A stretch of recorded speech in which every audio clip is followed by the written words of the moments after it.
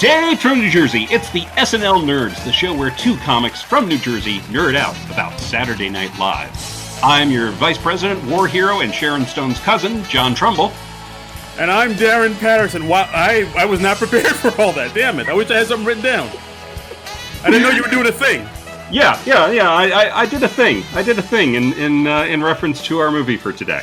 Holy moly. I'm here unprepared. I'm here just with nothing in my hands. You gotta keep on your toes, Patterson. I'm tricky like that. I'm bobbing. I'm weaving. I'm doing all the other boxing terms that I don't actually know. You're floating like a butterfly and stinging like a bee over here. That's the thing. That's the thing that I do. That's how I roll. Wow-wee. How you doing, John? How you feeling? I'm doing all right. Got through another week. Yeah. Had some highs, had some lows, had some, what about you? What's new in Darren world?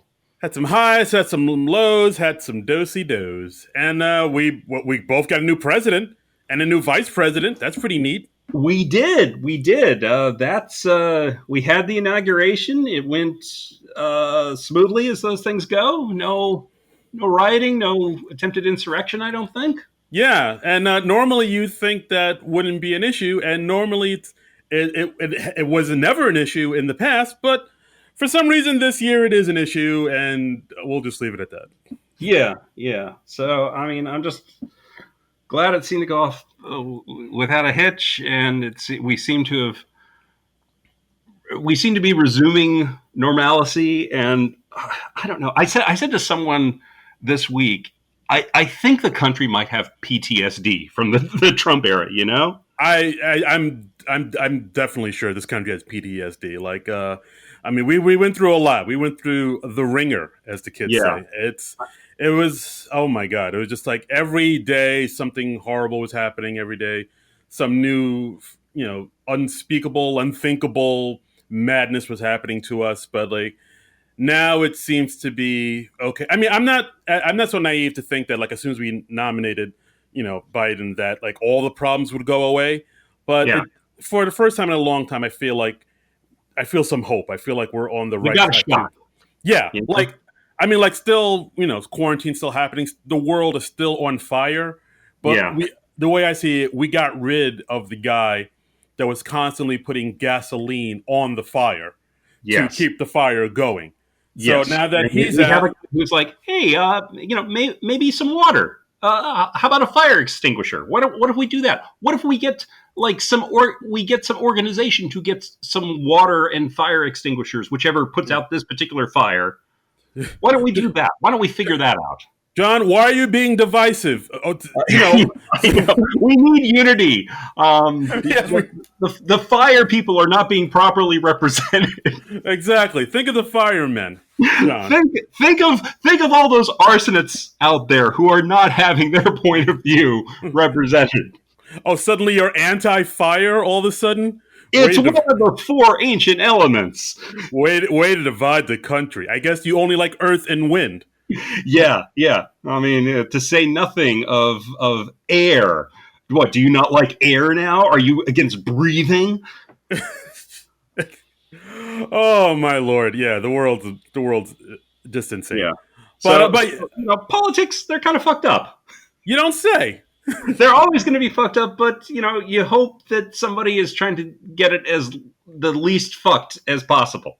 Exactly. So hopefully you hire, like you said, you put somebody in office that won't totally ram it in the pooper with it'll be like a gentle fucking. They use a little lube. Yeah, exactly. It'll be more like Skinamax intimate rather than just hardcore XXX. Sure. Pound Town. Wow, this we're starting with this. This took a turn. This is how we're starting the podcast. Holy shit. I know. We are 5 minutes in.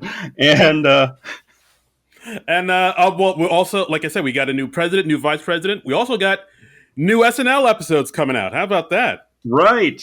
We got some new SNL episodes. The show announced that it's coming back. It's been, when was the last time they did a new episode? It was like in November after the election. It was after the election, before the inauguration. I think the last new episode was the Kristen Wiig episode with Dua Lipa. Okay. And I don't know why I said it like that. Plugging Wonder Woman 84. Was that in November or December? We recorded, if you go back in the archives, episode 116.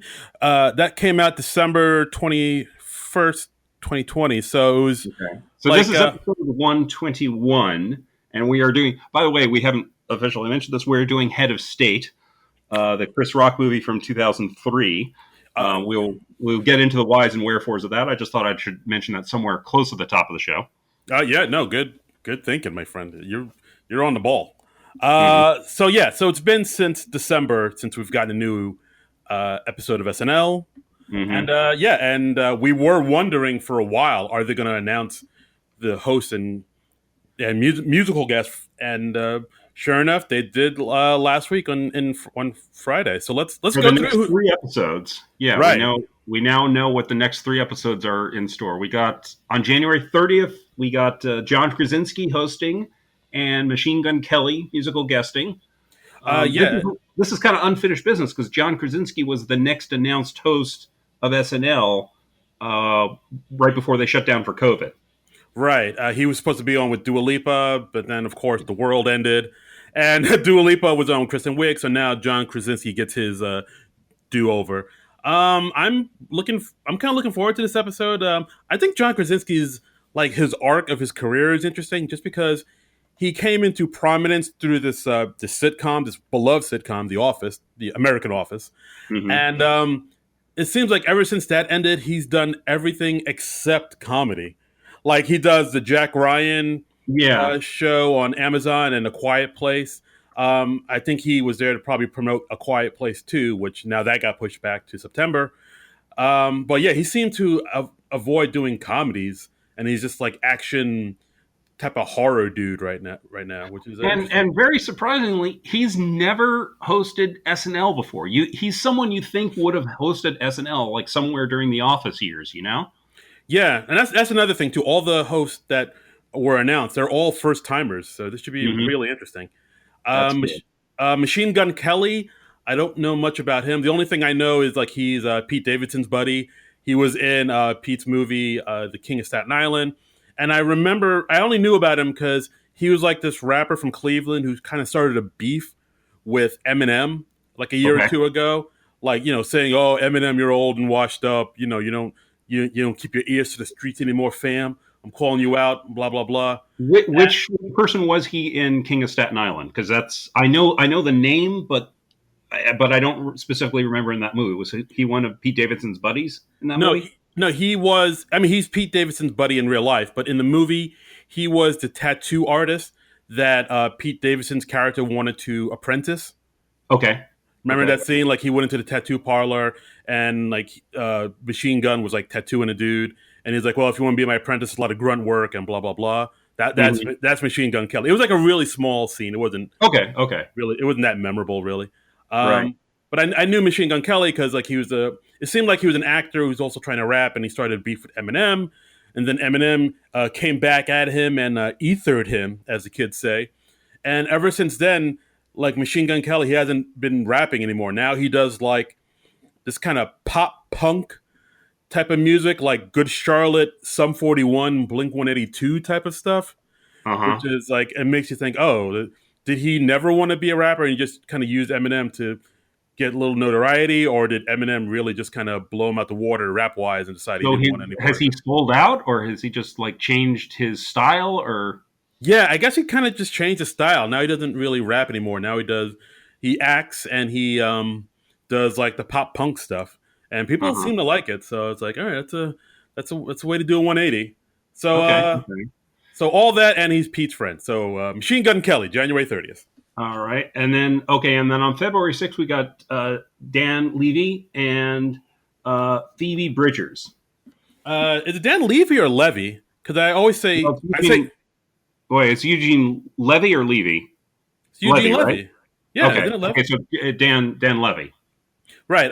See how he is Eugene's son. That would follow that they pronounce their last name the same way. It would be weird if one person pronounced their last name one way and that other person pronounced the name the other way. Yeah, Like yeah. I know my dad is pronounced it Levy. I pronounce it Levy. It's possible though, because Stephen Colbert, his family name is Colbert. And when he was Oh, in college, he decided to change his pronunciation to Colbert. And I remember on the old Colbert Report, he had his real life brother on the show, and his last question was, is it Colbert or Colbert?" And his brother goes, "Colbert," and and Stephen Colbert just goes, "I'll see you in hell." Um, I didn't even think about that. Well, I guess So I'm that is an unusual circumstance, I'm sure. I think, generally speaking, you pronounce your last name the same as your direct blood relative. yeah, rule of thumb. That's how you go. But yeah, so Dan Levy, I'm looking forward to this. I'm a big fan of Schitt's Creek. It's actually one of the shows I really got into during the quarantine, and Hmm. I look forward to this. A lot of people are really looking forward to this episode. Yeah, yeah. I know he's popular. He's well loved. I've never watched Schitt's Creek. I I, know I of it. I know it won a ton of Emmys. I would give it a shot. Like I think the first season is kind of slow, and Okay, yeah. Okay, you've already lost me then. all right. All right. You know I'm being what? There's so much content out there now. Catch me at the beginning or get out of the effing way. You know? yeah. I mean, so I mean, that's I don't I have more patience for shows that are like, oh well, the first season's kind of slow, but then it really kicks in, and that was fine back in the '90s. yeah. Uh, not in 2021 in the far future world that we are living. Yeah, that's the thing. I guess with new shows, you only get like a few episodes to make a first impression. Like if Yeah, you're not, I mean, if they're short seasons, maybe. How long are the Schitt's Creek seasons? uh, I don't remember, but I think it's maybe like 8 or 9 episodes or something like that. Okay, well, maybe. All right, Well, I'm just saying like the first season is kind. I'll admit the first season is kind of slow, but mhm. like once all the characters kind of find their rhythm, like around like midway through the second season and the third season, then it picks up and then it gets really good. And Okay. you see why it won all those Emmys. I really enjoyed it. I'm being unfair, and I'm actually being a little facetious, but Yeah. because shows should get the time to find their way. I mean, for our 100th episode, we watched the first episode of SNL, and obviously they hadn't figured everything out yet. And look at it; it's been running for 2,000 years now. Yeah, I mean, no show figures it out on the first season. Like usually, for the most part, like the first season of most shows is like the worst season. Yeah, that's true. But yeah, And so yeah, stop being a hater. Phoebe Bridgers, do you know her? I do not. I listened to some of her music because I knew we'd be talking about it. Okay, It's kind of like a and she moody. is a different person than Phoebe Waller-Bridge. A lot of people were making that joke because like her name and Phoebe Waller-Bridge are very similar, but yeah, Yeah. it's not Phoebe Waller-Bridge in like makeup and a fake nose. It's a different person. Okay.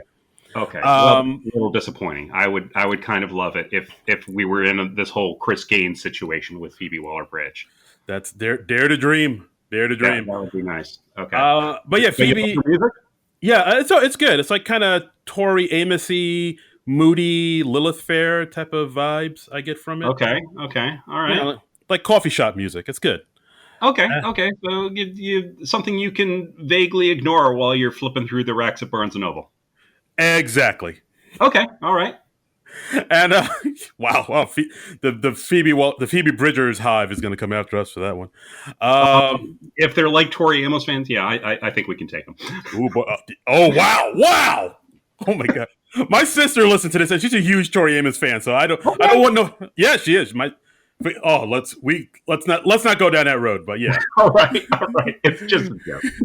but yeah, February 13th, host Regina King and Uh-huh. musical guest Nathaniel Rateliff.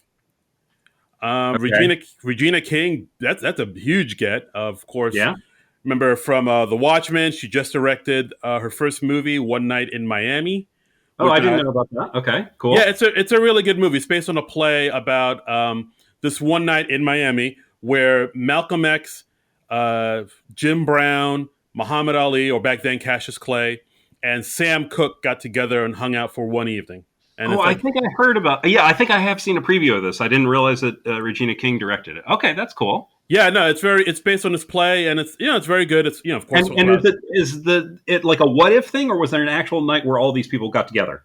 I believe it is based on an actual night they were in the same place in Miami at the same time, and they did know each other and they did hang out. So I think Okay. it's a little bit of they took a little bit of artistic license. That's like what. So it's kind of like that. There was that VH1 movie where the John Lennon and Paul McCartney got together, and it was called Two of Us, and it was just kind of like, oh, this is the conversation that they might have had when they got together in the 70s.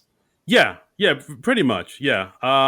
But yeah, I mean, I watched it the other day. It's really good. I really liked it. It's a lot of interesting discussions about race and about what black men like. How do they use their art to sort of further the movement? And there's some really deep stuff in it. Like I highly recommend. Cool. It's on Amazon Prime. I highly recommend it. And it's already out. Okay, cool. Yeah, it's out. And Nathaniel Rateliff, he of course was Harry Potter for like 6 or 7 movies. You know what? We got. I'm checking the wire right now, and that is incorrect. What? You're thinking about Daniel Radcliffe. Okay, I mean, between this and the Phoebe Bridgers thing, celebrities have way too many similar names these days. Yeah, guys, switch it up. Two different actresses both named Peyton List. That just seems excessive. There are? There are 2 different Peyton Lists out there. That's bonkers. Why would you do that to yourself? I don't know. I thought there was like a Screen Actors Guild rule that if you had to be like, Peyton C-list or A-list or, oh wow, it must really suck to be an actor and have the last name of List, because you could not use the initials A, B, C, or D.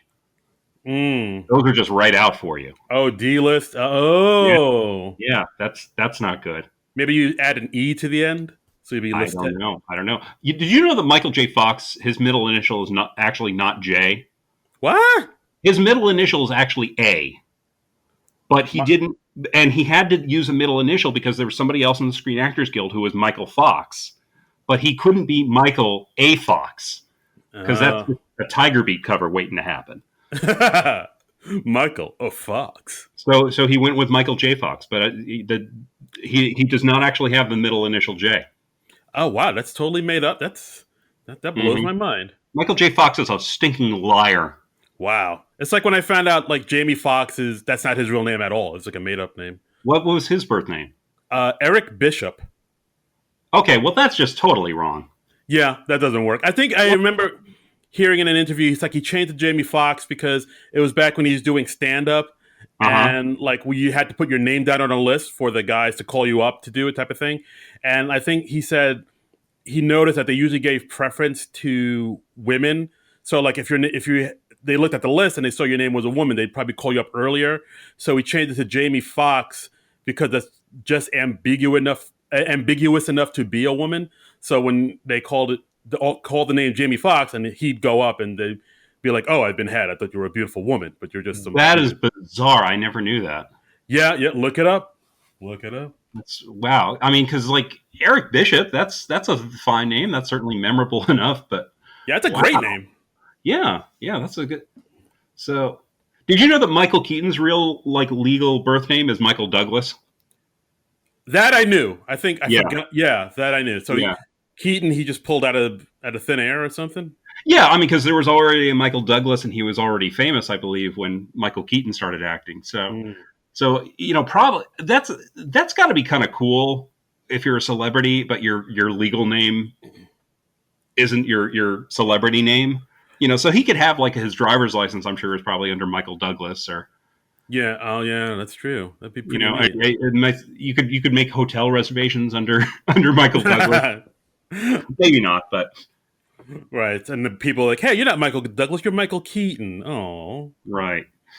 What a bummer. Oh, I'm disappointed in meeting Michael Keaton. Come on, the man is a national treasure. That's true, dude. I'd rather meet Michael Keaton than Michael Douglas. I mean, nothing against Michael Douglas. He's a fine American, but I would be much more. He was not Batman. Yeah, Michael Keaton was Batman. Yeah, man was in Gung Ho. Come on, show some respect. Exactly, show some goddamn respect. He was in Gung Ho. I love that I picked that movie out of. Oh boy.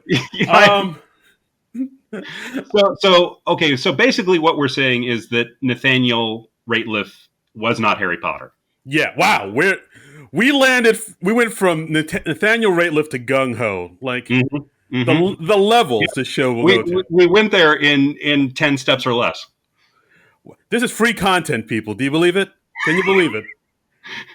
Everyone listening is like, yes, yes, we believe it's free Yeah. coffee. All right. All right. So Nathaniel Rateliff, I heard some of his stuff. It's like kind of folksy, bluesy type of music. He used to be Nathaniel Rateliff and the Night Sweats.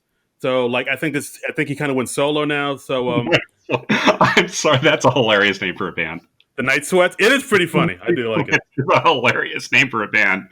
That sounds like something in a parody movie. Yeah, it sounds good. But yeah, I mean, from what I've heard from Nathaniel Rateliff, he sounds all right. I mean, so far I'm pretty pumped up for all the host, the musical guest. Mm-hmm. I'm kind of lukewarm on, but who knows? Maybe I'll watch the episode and they'll change me around. Yeah, I mean, the only one out of this bunch I'm ultra familiar with is John Krasinski because, of course, I watched The American Office. The others, some of the others, I'm just like, okay, yeah, I know that they're a thing. And Phoebe and Nathaniel, I have not heard of at all. I don't think so. Okay, so those are the 3 upcoming episodes. Mm-hmm. They said they're going to do 2 more episodes in February. So there'll be an episode on the February 20th and the 27th, but they haven't announced the guest or host yet. Now that's really interesting because SNL is typically a pattern of 3 episodes on, then 1 week off, and then another 3 episodes. It might be the same thing where since we're still in the pandemic, they figure they got to pump out as many episodes as they can. So Maybe. I guess, yeah, I mean, they did like 8 episodes in a row in the run up to the election because they came back a little late. And then I think Lauren was like, oh, well, we just looked at the dates and there was no way we could take a week off. So they just did 8 episodes and then, they took this long break. And so it's been an unusual season. Yeah, indeed it has. So, and another SNL news. We retweeted this on our Twitter account, but Cecily Strong is coming out with a memoir this summer. That's very cool. Yeah, she wrote an essay a few about last April on Vulture called "I Don't Know How to Tell the Story," and she was talking about grieving the death of her cousin Owen during quarantine, and apparently she's expanded that out into a book. So I'm assuming it's like a collection of essays. Yeah, the book is called "This Will Be All Over Soon." Mm-hmm. This will all be over soon. This will all be over soon. Sorry, coming out in August, and through Simon and Schuster, and it'll like you said, it'll delve into her relationship with Owen, who died of brain cancer, glioblastoma. Mm-hmm.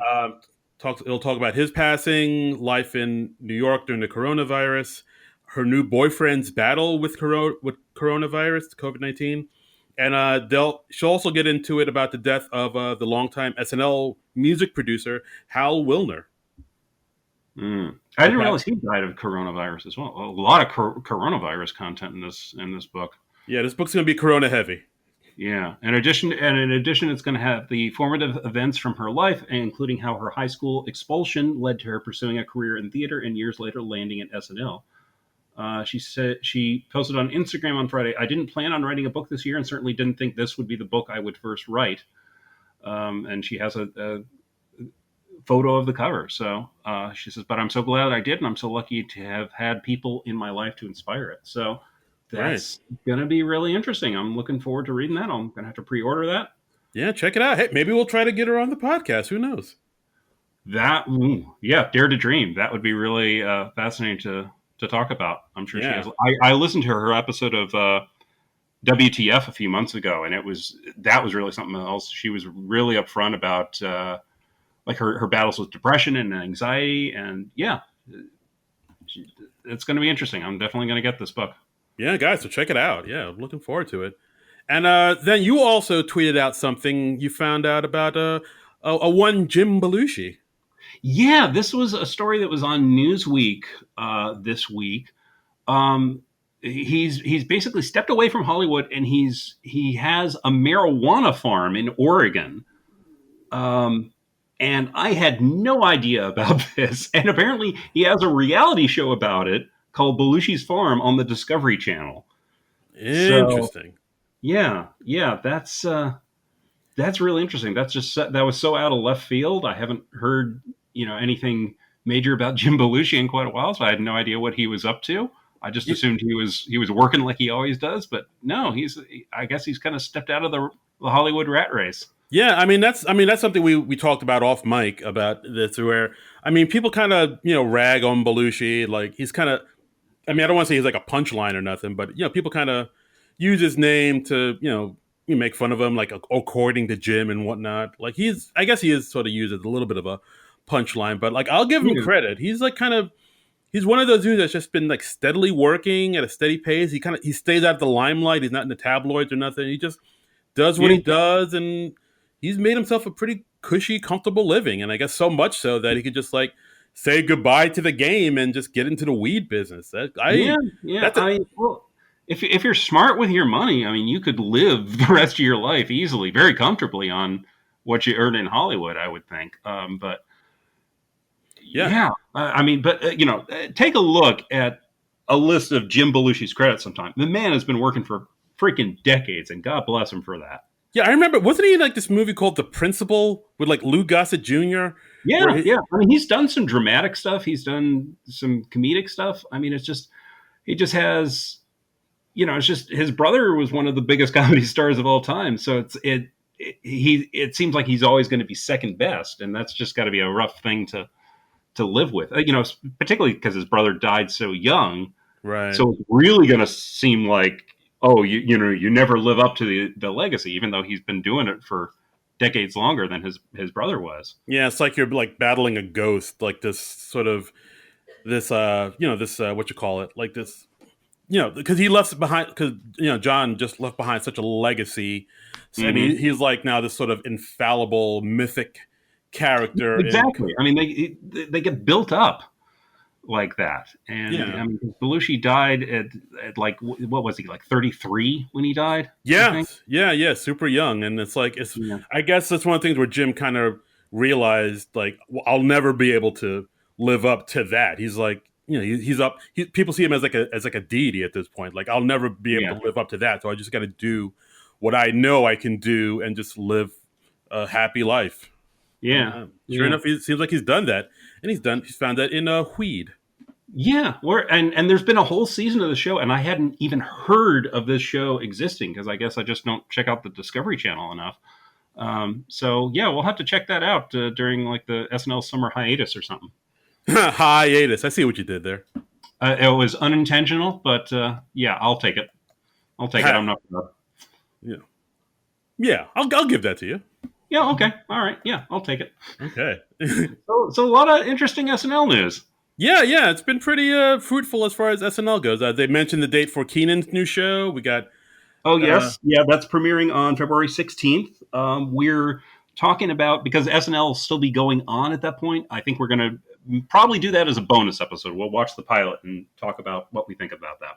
Right. There's like a lot. There's a lot. We're going to be pumping out a whole heap of content, people. Like we're going to pump out as much content as we are able to do. We're going to pump up the jam.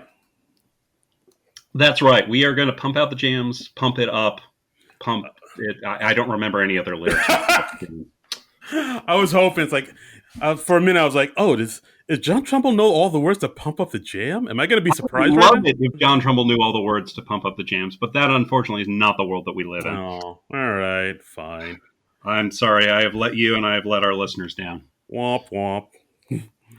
All right. Well, let's get into it. Like as we said before, today we're talking about the film Head of State. Came out in March 28th, 2003. Directed by Chris Rock, written by Chris Rock and Ali Leroy. Ali Leroy, you might know, he's a writer who's worked with Chris on a bunch of stuff. He's worked with Chris on the Chris Rock Show back when he had that HBO show. He wrote the screenplay for Down to Earth with Chris Rock. That was a remake of Heaven Can Wait, which was a remake of Here Comes Mr. Jordan, I think was the title of the original film. I didn't even know that. Wow. Yeah. Well, Heaven Can Wait is the most famous version. That's the Warren Beatty version. The guy who dies too early and he comes back to Earth. And I've never seen that movie. I haven't, we talked about this before. I haven't seen that many Chris Rock movies. We watched Top 5 for the podcast. But other than that, I haven't seen too many others. Yeah, for the most part, like I love Chris Rock as a comedian, but like even I'll admit, like his movies are kind of touch and go. Like I think even he'll admit when he first came out with his movies, he wasn't the best actor, Mm-hmm. and so that mixed with the fact that some of his movies aren't that great comedy wise. Like I think even he admits, like, yeah, my film career is kind of like not the best. Yeah, yeah. Well, I think that's fair. I think he's relentlessly honest. So yeah, That's he's true. but yeah, I thought this movie was worth seeing. I enjoyed it. I mean, I'm gonna give a spoiler. I enjoyed this movie. I was pleasantly surprised by this movie. Yeah, no, yeah, like I actually enjoyed it. I actually enjoyed it a lot more than I thought I would. Like, I mean, Yeah, I know. I think when you pitch this movie, we were thinking, oh, this would be a good movie because it's about, you know, deals in politics, hmm presidency. We just got a new president, so this would be a nice little tie-in, as the kids yeah. say. I thought it would be a topical choice because I was like, okay, well, it's a political thing. It's about a new person becoming president or running for president rather. And I realized like maybe 5 minutes into this, I was like, oh shit, I was mixing this up slightly with a Robin Williams movie called Man of the Year, which came Oh, in 2006, because I was thinking this movie was about like, because the Robin Williams movie Man of the Year was about a talk show host running for president, where it was like basically like what if Jon Stewart, host of the Daily Show, ran for president instead of right. criticizing politicians, and I'd somehow gotten that muddled in my head, and I was thinking that Chris Rock was like a talk show host in this, but he's not. He plays an alderman from Washington D.C. Right. He plays Mays Gilliam, which Yeah, I think it's like they came up with that name because it's like a mix of two baseball players. So like they put in like Willie Mays, who played on the Giants, and Jim Gilliam, who yeah, played aka on the Junior Gilliam from the Brooklyn Dodgers. yes. So yeah, that'll work. You just mash two names together, and then you got a character name. Mash it up. Yep, yep. So Uh, so yeah, and he plays like a good guy. He's looking out for the little people in his neighborhood. Like his first scene, he's coming by this. He says he's in this bad neighborhood of Washington D.C. where it's like you will get shot while you're getting shot. right. It's so bad. It's so bad. Exactly. Yeah. And he comes out, and there's a woman in the neighborhood. Her house is getting demolished. They're like tearing it down to build something else new, and this woman is all distraught because her cat is still in the house, and it's literally like seconds away from being demolished. Right. And so I think it's one of those things where like I think like they give her time to go and get her cat because she sees her cat, hmm and so like they have to stop the count before the building gets blown up. But of course, there's a malfunction, and it's like, oh, Right. I can't stop it. I don't know. I can't stop the blowing up machine. And so, of course, Whoa, whoa, whoa! You're getting too technical. I think that's a technical term. You know, Yeah, yeah. The I'm, an, blowing I'm, up a, machine. I'm an engineer, Yeah. and of course, what happens is Maze, Chris Rock's character, goes into the building and pulls out the woman and her cat before the whole building goes kablooey. Right. So I mean, how can you not like this guy? This instantly gets the guy you on the guy's side. Right. Um, He's a man who like genuinely cares about his neighborhood and like yeah. genuinely cares about the people. At the beginning, we see him talking to one of his to a person, one of his constituents who is saying he's talking about how they're gonna hit the bus line that he needs to get to work, Right. and Mays makes this promise to him. Well, if they shut down the bus line, I personally will drive you to and from work. Right. So Right. like Yeah. So he's a good guy. yeah, He's a but good like yeah, but of course he's not super effective. Like he's constantly broke. He's like in constant. He's like he gets kicked out of his office at some point. He gets Yeah. evicted. And Yeah. I mean, he's got his troubles. He's still struggling with money, like most of us, and you see early on he's driving around town and he's just like listening to the hip hop station, and then like a news bulletin comes on the radio saying like, oh, the presidential and vice presidential candidates, they were both killed when their planes crashed into each other. We now return to the Jay-Z song already in progress. yeah, that I mean that was as soon as I saw it, I was like, oh, that's like a little Chris Rock joke. There's like a bunch of kind of I mean, if you ever watched the Chris Rock show, or Uh-huh. maybe like Pootie Tang or whatever, there's like a bunch of jokes that they throw into this movie that are very that has that Chris Rock kind of feel to that Chris Rock type of humor. Right, right. I Like mean, in I the can totally see that being part of a Chris Rock stand up routine where he was just like, if they came on the news about that, black people wouldn't care. They just go back to the Jay-Z song already in progress. right, like at the beginning, actually at the beginning of this movie, we see it's introduced with Nate Dogg, who acts as like the narrator of this film, who kind of sings what's happening, and then Yeah, as the he's kind of like the Greek chorus. yes, that's him, Greek chorus. And as the credits roll, they show all these politicians' names, like Rudy Giuliani, Al Gore, Hmm. Bob Dole, Joe Lieberman, Jesse Hillary. Jackson, Al Sharpton, and then it finally says like, are not in this movie. They got me with that one. Yeah, yeah, that was the sense of humor in this movie. It was more surreal than I was expecting it to be.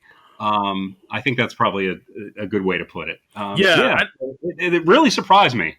yeah. I think Chris Rock has kind of been a champion of that because I forget where it was. It was like some interview he did where he says he really likes that sort of offbeat, oddball, like you said, surreal type of humor that you'd see in Monty Python Hmm. and shows like that. Because that's something you don't really see in like black comedy that much. Like No, like no, in black comedy, that's more like observational and your mama jokes or whatever. But yeah, like you don't see, black people as far as their comedy goes, they rarely get like weird with it. Like yeah, maybe yeah, like and I found that really unexpected and refreshing. right, like I mean, it's starting to change a little bit, like with maybe like Hannibal Buress and Eric Andre and whatnot. But like, Hmm. I mean, that's just happening now. Like, black people are starting to get weird. Like even with like something Yeah. like Atlanta with Donald Glover. But that's something that Chris Rock has always been a fan of, and you see that in this movie and Pootie Tang Mhm. and some other movies he's done. And there's actually we won't get to it for a while, but there's actually like a little Monty Python homage in this movie. Yes, yes, Yeah. absolutely. Okay, so both the I'm going to say Democratic. They never name any political parties in this movie, but it's presumably the Democratic Party. So both the presidential and the vice presidential candidates are killed when their planes crash into each other. Now, I think they said these were Democrats. I I don't think think they ever said that, but I okay, but believe they were. whatever. So suddenly they are without a candidate to run for president, and they're literally 10 weeks out from the election. So they have to name somebody. Right, and so the senator played Bill Arnott, played by James Rebhorn, who's like one of these classic character actors. You've seen him in Hmm. everything. He comes up with this idea saying, well, no matter who we nominate, we're going to lose because, like Right. you said, it's 10 weeks to the election. Like, we got no shot. So let's nominate someone. Let's just nominate somebody who we know is going to lose and will set us up in a better place for 2008 for the next election when I'm going to Right. run, which Yeah. He's thinking the long game. is You know. pretty.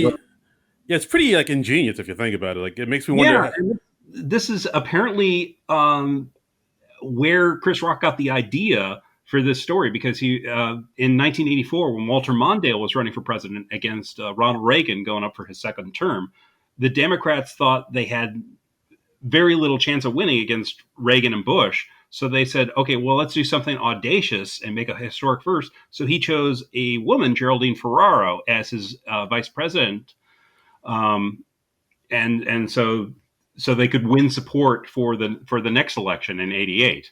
Um, and that strategy worked out great for the Democrats, obviously. Yeah, yeah, absolutely. I Uh, mean, 'cause everybody remembers that great Democratic victory in 1988. I mean, my God, it's still talked about to this day. I know. I mean, all those historic firsts from the Dukakis administration. I mean, my God, remember that? Oh, Dukakis, jeez, those Yeah. eyebrows. Holy Toledo. That's all I remember about Dukakis. He had the big bushy eyebrows, and John Lovitz played him in some sketches. Yeah, and he rode around in a tank and the Willie Horton thing, and his candidacy was pretty much done after that. Yeah. Dukakis! Dukakis! And his last name is fun to say. That's all I It remember. is. It is fun to say. So they decide to do that. They decide to get somebody they can nominate that will lose, so they'll set them up in a better place for 2008. They get two advisors of the Democratic Party. Martin Geller, played by Dylan Baker, another character actor, and Another great character actor. You've seen him in a ton of stuff. He was in Anchorman 2. He was in two of the three Sam Raimi Spider-Man movies. He played Kurt Connors, who in the comics becomes a supervillain called the Lizard. But then they reboot the Spider-Man movies, and Dylan Baker never gets to play a supervillain. So he plays this character in like two movies to set up him becoming a supervillain later. Never gets to do the fun part of playing the supervillain. Yeah, look, I enjoyed the first two Spider-Man, but the third one was, I don't know, man. Oh yeah. The third one is hot garbage. But all right, I was trying to be nice, but yes. But I'm just saying that Dylan Baker got kind of shafted on the Spider-Man movies.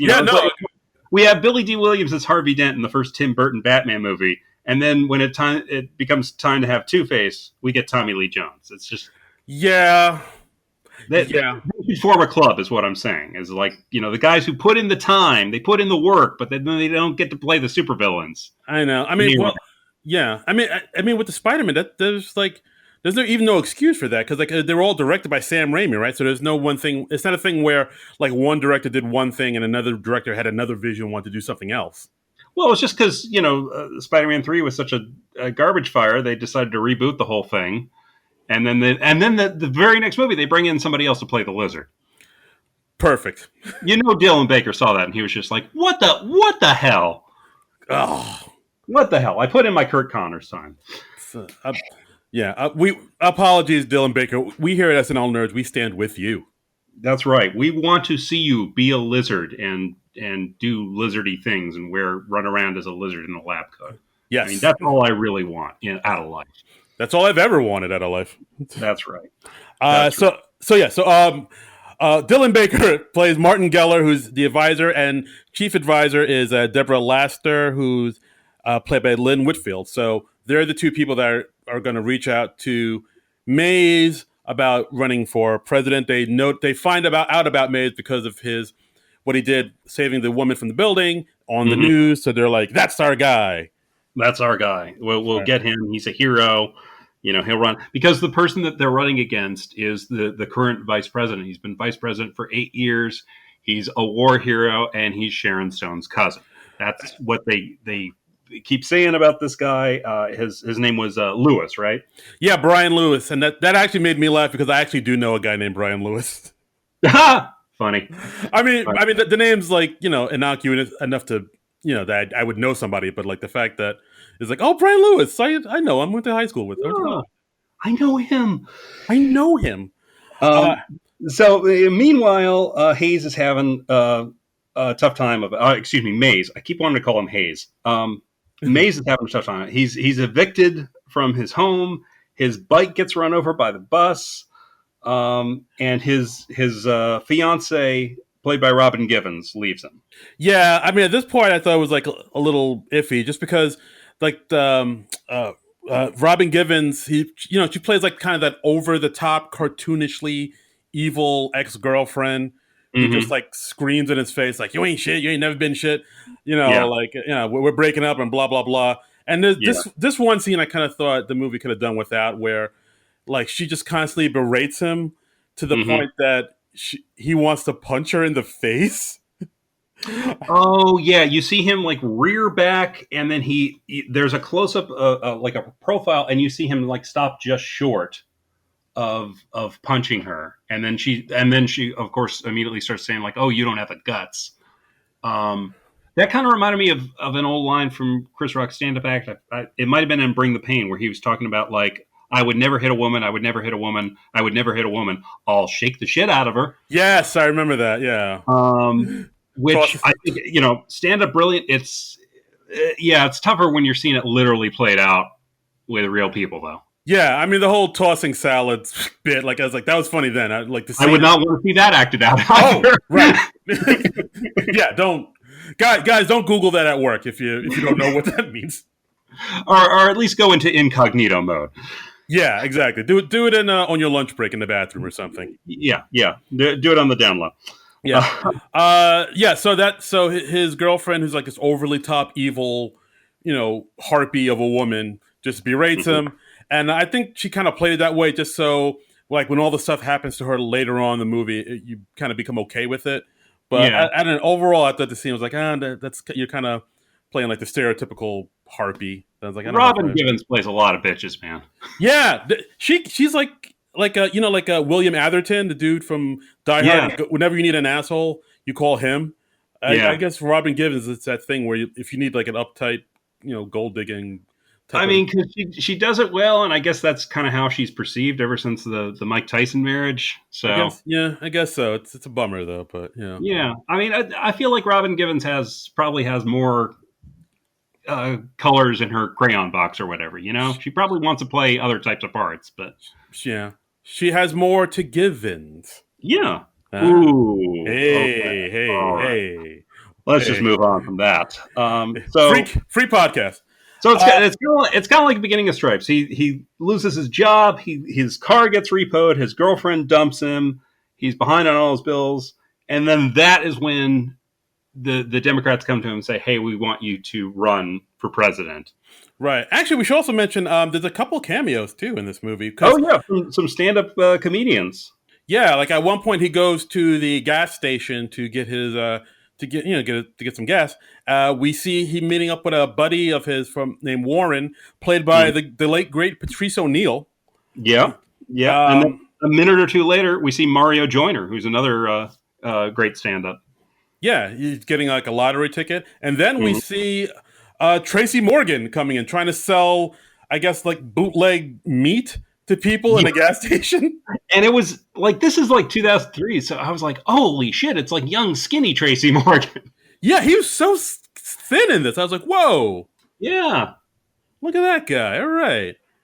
And yeah, so he goes. So Mays goes to get some gas, and the woman behind the counter is this girl that he's seen before, and he kind of has a thing for. Lisa, played by Tamala Jones, and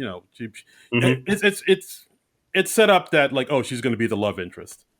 Yeah, I mean, she's just getting way too many close-ups at the beginning for her to be anything but the love interest. You're just like, oh, this girl who's selling him a Powerball ticket, she's going to be very important. Yes, like keep your eyes on her. Yeah, and he's like,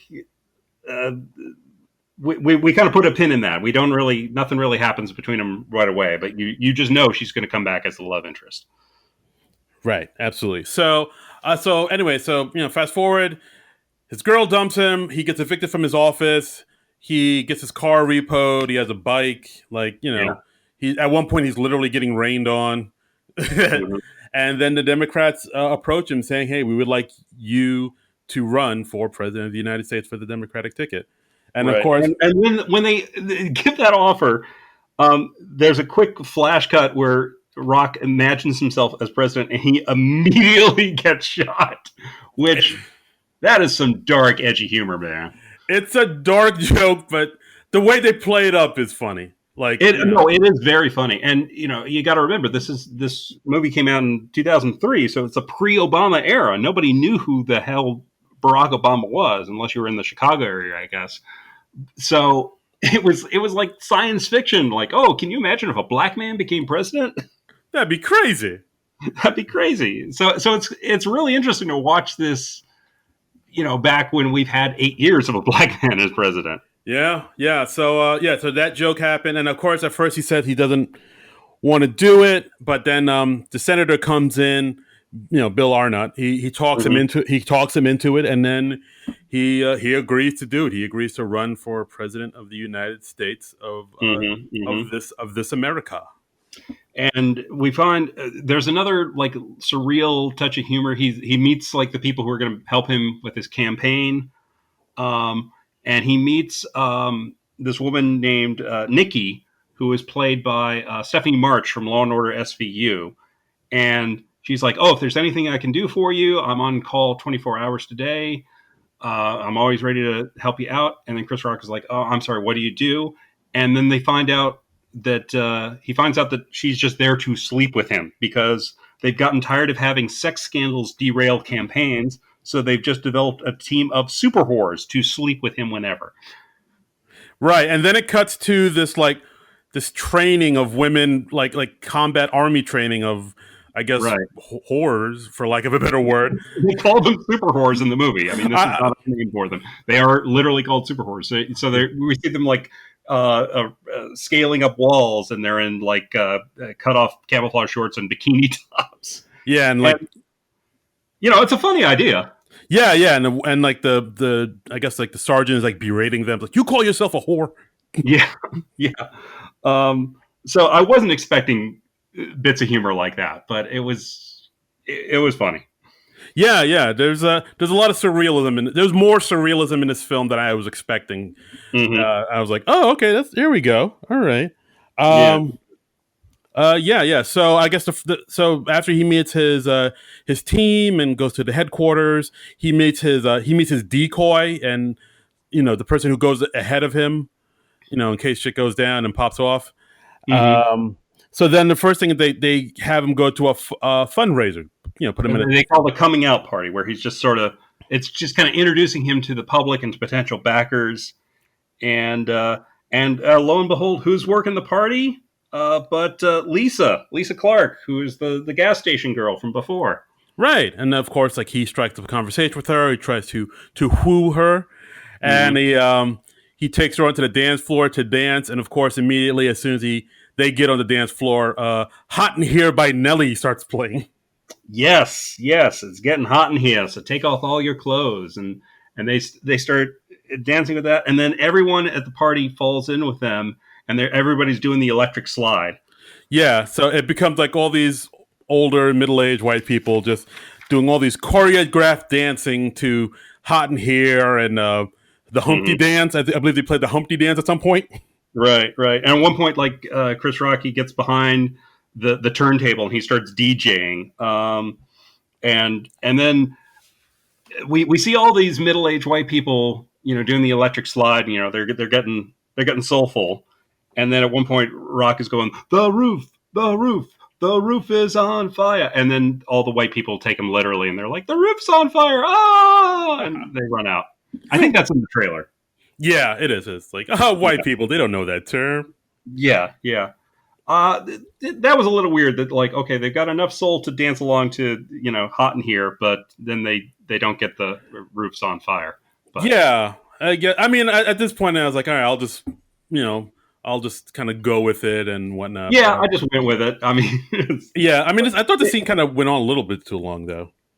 Yeah. Like, there was a lot of, like, hey, isn't aren't white people dancing to rap? Isn't that hilarious? That was probably more novel in 2003. Yeah, I mean, there was one point where one of the women at the party says to him, "Oh, I enjoyed the party. It was off the hizzle for shizzle."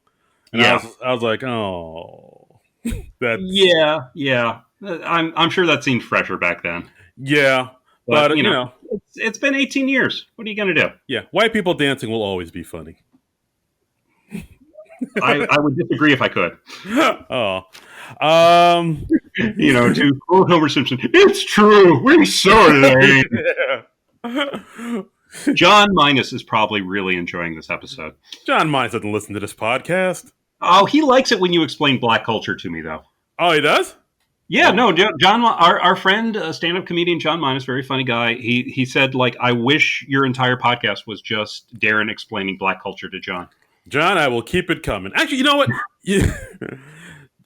Trumbull, you've heard the term "the roof is on fire," right? You've heard that before.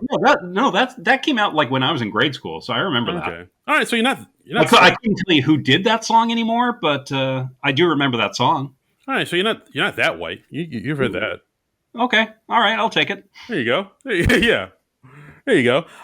So of course, after the roof's on fire, everybody runs out, and the party's over. Everything gets we see Maze talking to Lisa as everybody leaves and the firemen show up.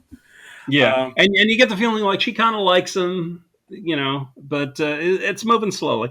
And then in the aftermath of this, Robin Givens shows back up as his ex-fiance, and she's like, "Oh, well, I want to be with you," because now he's been announced as a candidate for president of the United States, so she wants him back.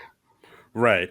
And of course, like it's her being like overly aggressive, saying, "Oh, do you want to get married in March or June or like by the lake Mhm. or?" Blah. And of course, Maze just shouts out security, and somebody from security like immediately puts their hand over Robin Givens' mouth and like whisk her away and like drives her away in Yeah, the car. yeah, she's like immediately like tackled and hauled off, and that's like a recurring joke throughout the film. There are Like, a lot of there are a lot of running gags in this film, but yeah, yeah, that one always got it. she just shows up unexpectedly somewhere, and then he just says security, and then she's hauled away. Right. So Which is pretty funny. Um, so, all right, so that happens. So the next day, they get his campaign in order. They start going out on the road to different countries. mm, States. Jesus. yeah, it's because it's a national election. Yeah. He doesn't have to campaign in other countries. So Right. Right. I learned things about politics from this movie. Yeah. This is how I learned about politics by watching the movie. Did you know that presidential candidates don't have to campaign in other countries? I had no idea. None. No. I thought they had to go to Russia. Like go to Venezuela, Yeah. but no, you just have to go to like Texas. Yeah. I mean, our last president seemed to be pretty buddy with Russia, so I just imagine that's how they Uh-huh. do. So at this point, it's 9 weeks to the election. Hayes is polling at 9%. And you see him giving the stump speech at various campaign stops, and he's saying everybody's the backbone of the country. You know, the milk producers are the backbone of the country. The people in Texas are the backbone of the country.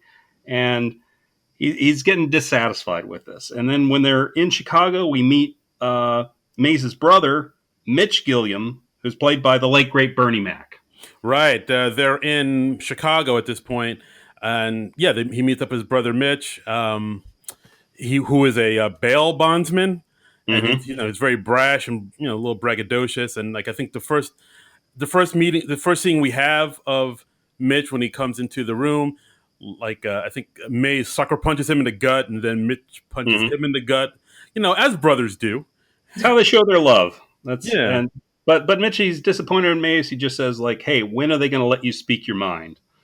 And this is right before Maze's campaign appearance, so it really gets to him. He's like, Right. "Hey, I got to get out there and tell the truth." Right, because like this whole time he's just kind of been pandering to each audience or each people who's trying to get their vote. He's sticking to the script that his advisors give him, and he's not really saying what he thinks. He's just saying, what he's just kind of going along with the game. He's wearing a suit now, which throughout the movie he's never really done. He just walks around in his street clothes, but now he's all suited up, pretty much being like a puppet, just saying what he's being told to say. And, Right. And his brother is calling him out on it. Yeah, so he just decides at this next speech, he turns off the teleprompter, he takes off his coat, and he just speaks off the cuff. And he's speaking to the crowd of like 5,000 people. He says, "How many of you work 2 jobs and have just enough money to be broke?" That spoke to me. That spoke to me. That spoke to me. I feel that. He's talking about schools having old ass books and brand new metal detectors, and he gets the people chanting, "That ain't right," and that becomes like his new campaign slogan. Yeah, he has that one line that's really good about like how people are trying to save up for retirement, but they can't anymore because everybody's broke. You think you're going to be able to leave your kids a will? You'll end up leaving them a won't. Yeah. I mean, at this point, it just becomes like this Chris Rock stand-up routine about economic inequality. Dude, it is straight up Chris Rock at this point. Yeah. But I mean, it's Chris Rock doing stand-up, so of course it's amazing. And also it's sad to watch this and think, oh yeah, well, 18 years later, all this shit is still with us. It still ain't right. It still ain't right. It still ain't right. But so this gives a new direction to the campaign. Then next we see Chris Rock. He's in like new outfits, and his campaign bus gets blinged out. His posters have changed. Right, like he's gotten blacker. Yeah, bigger and blacker. Yeah, bigger and blacker. He has. Yeah, he is bringing the pain, as it were, as they say. Yeah, so he's wearing like Kangol and like a fat farm jacket with the American flag on it. Right. The finest velour suits. And he's all, like you said, he's all blinged out. He's all about the people, and he's all about keeping it real, as they say. Yeah. He's replaced his head of security with like a member of the Nation of Islam. It looks like he introduces him as Muhammad.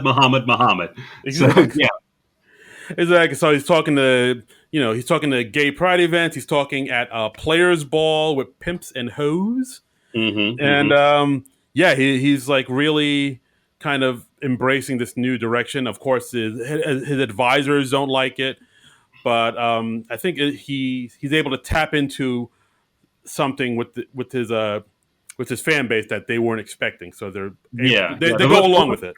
Responding to him more, and he's gaining more momentum in the election. And then, like around this time, we first meet Lewis, who's the vice president, the war hero, and Sharon Stone's cousin, and he is like just finding out that Gaines, the original candidate, and his VP are dead. Yeah, he's like, Gaines is dead?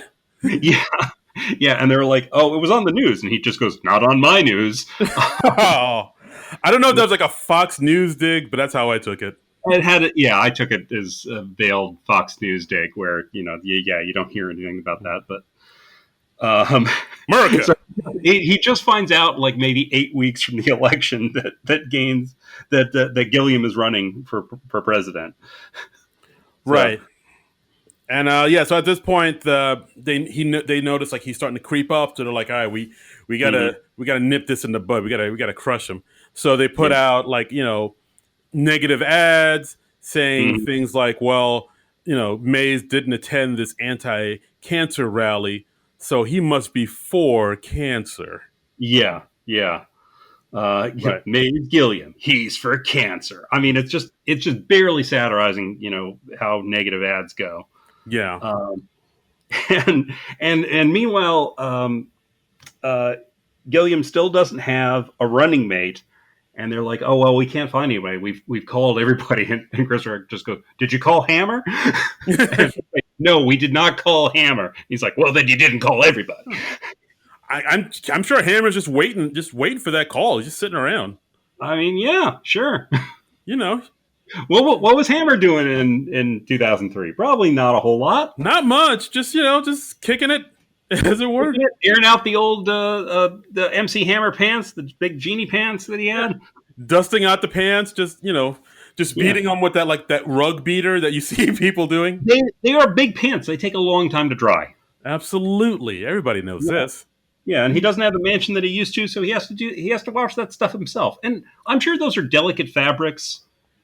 Yeah, you probably have to wash them by hand. Yeah, maybe he's taking up sailing, using the big Hammer pants as a sail or something. Sure, I'd imagine he'd do that. Yeah. Or maybe he's just relaxing, using the big Hammer pants as a hammock. Yeah, I'm sure he had a very fulfilling Hammer pants centric life. Yeah, maybe he's going camping and he's using the Hammer pants as a tent. Sure, there's so many possibilities. So many uses for those Hammer pants. So many uses for Hammer pants. Where were we? What were we talking about? Where were we? Well, I mean, he has to pick a running mate, and it's not Hammer. And it's not Hammer, unfortunately. I would kind of like to see the version of this movie where he gets MC Hammer to be his running mate. I think they called Hammer and he said he won't touch this. Oh, dope on the floor and a magic on the mic. Okay, that's two for you.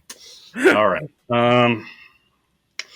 And at one point, even Sharon Stone endorses Gilliam for president. She's going against her cousin, who has been the vice president. Yeah, that's cold. That's cold-blooded. That's ice cold. That's cool with being cool. That's ice cold. Ice cold. Yeah.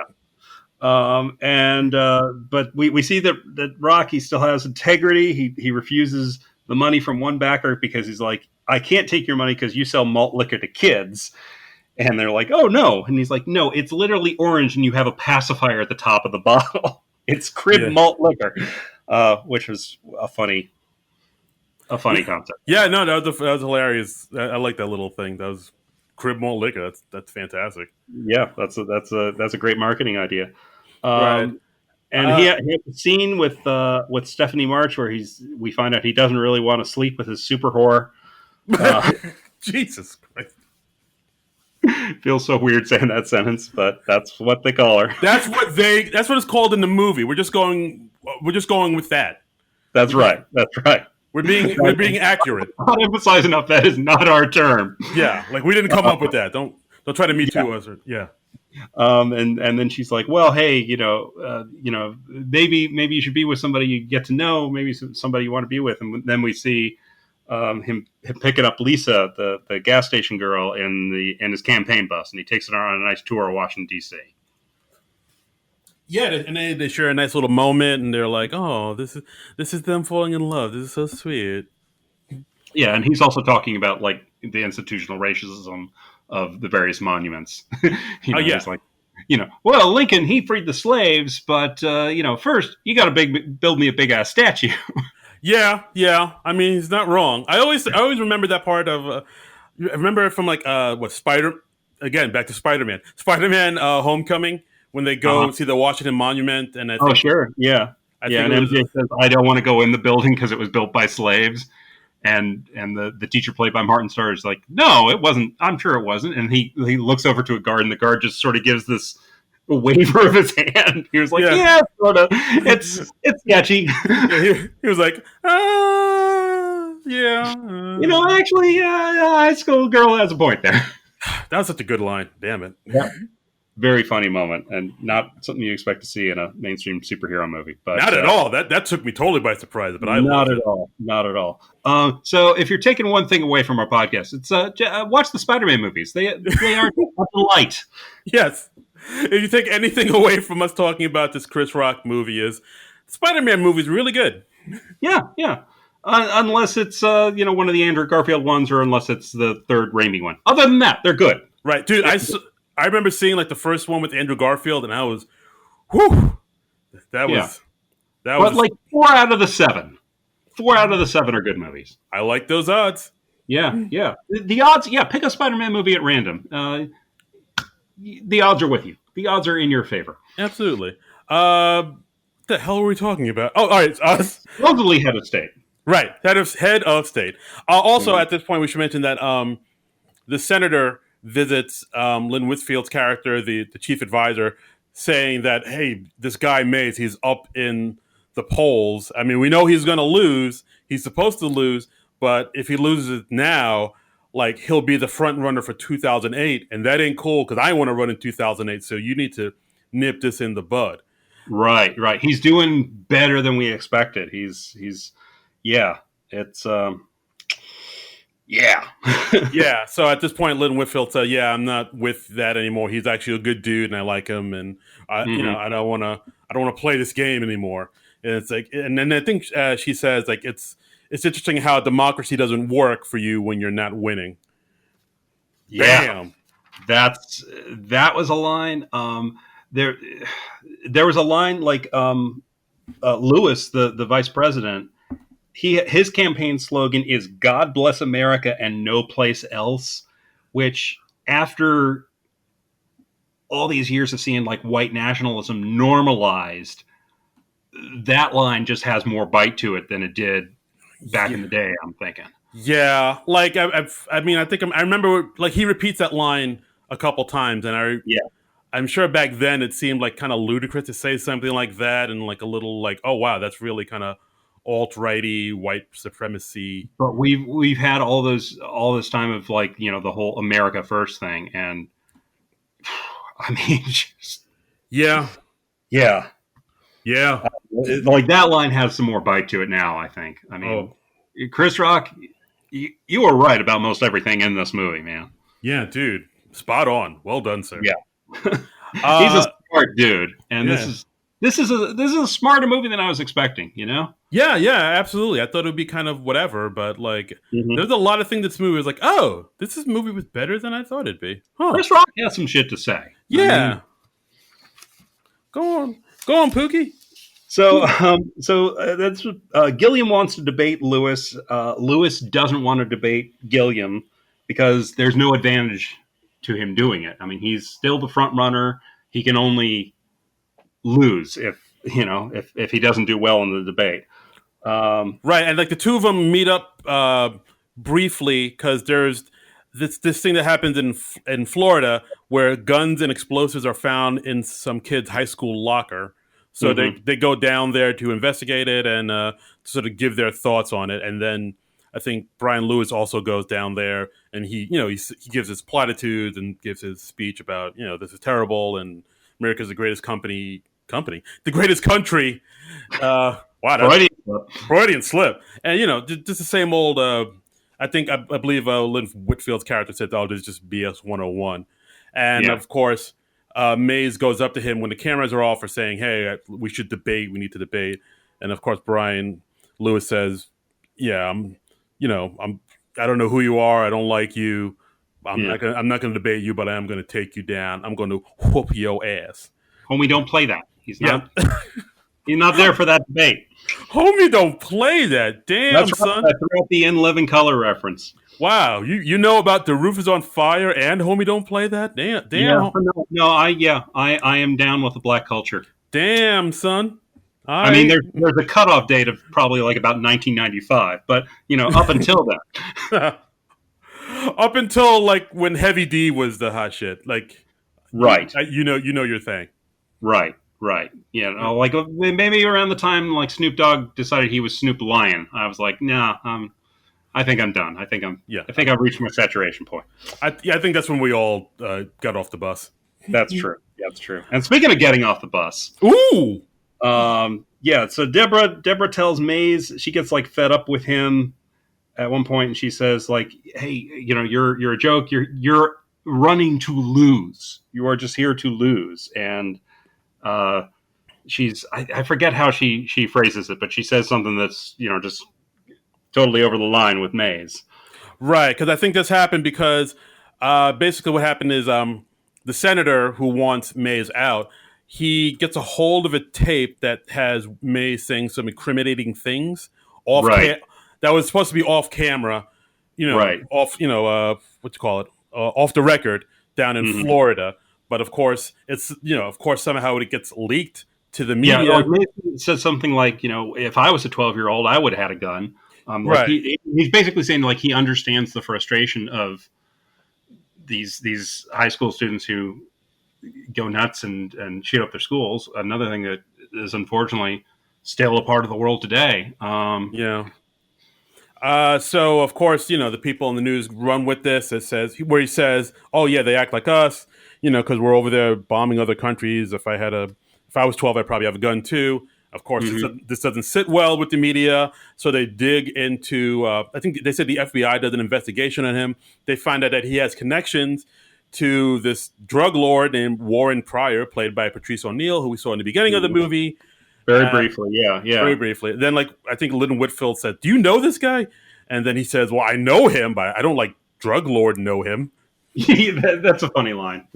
Right. And then suddenly everybody turns on him, like you said. Lynn Whitfield lets him know, "Yeah, you're just set up here to lose," and she says I think she drops an N-bomb, calling him that. It's like, "You're ignorant," N-bomb. And Chris Rock gets upset with him and kicks her off the bus, off his team.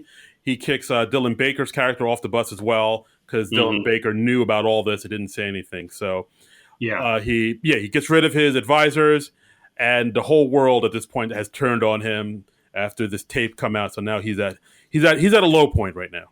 Yeah, and he still doesn't have a running mate at this point.